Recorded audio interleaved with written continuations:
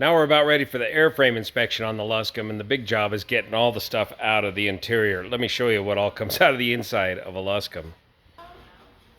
All of this stuff, all these little panels, all this interior, little bits and pieces of upholstery come out of the inside, and it's really tedious getting this stuff out. There's some more down there, some floorboards and panels. But now we can finally get in here and look inside the Luscombe. I'll get the flashlight going here. So now you can get out in here and look at all the flight controls, the toe brakes, or correction, the heel brakes, Cleveland wheel and brake conversion.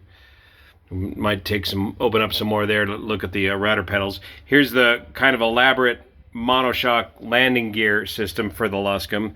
And right down in here where the gear and the wing struts and this door post, this square here, front spar, door post, gear, and wing strut attaches a critical section. So you're going to want to get in there with a flashlight and a mirror and check really good all the structure down in there.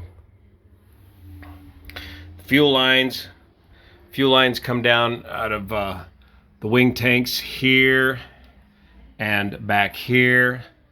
Check an opportunity to check all that out. We get all the interior out so we can pop these panels out and then get in there and look at your control cables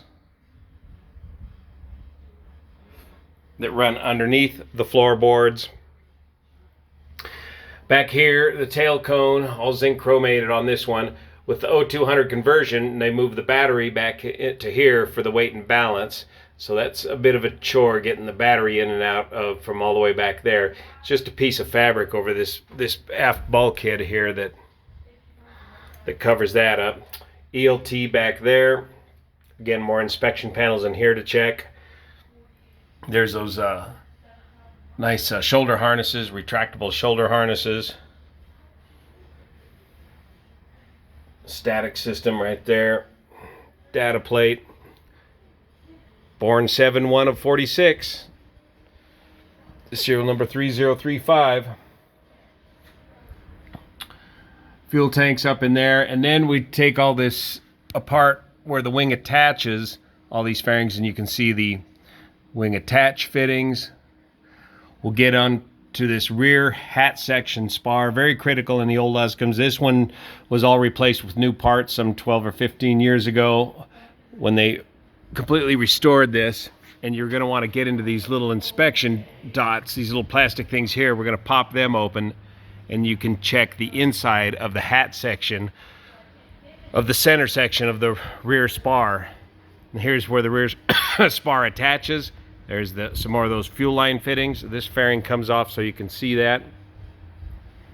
And then your fabric wings have these little inspection covers that come off right here, and you can get in there and check out the structure and the flight controls running through the wings.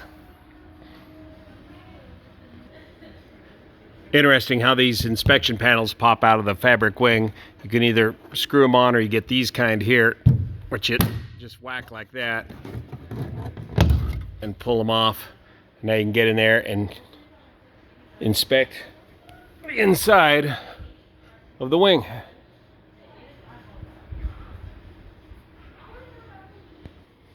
Back here on the tail, you want to take these little fairings off. That's a very critical piece right in there. You want to inspect that as per, there's some airworthiness directives regarding that. Your tail attach bolt fittings back here. Of course, you're going to get in here and take a good look at all the hinge points and try to get in there and look at those, the spars. Check for any corrosion. Fortunately, this aircraft being restored has all been painted, treated, and primed, so corrosion is not a problem. Checking your tail wheel springs.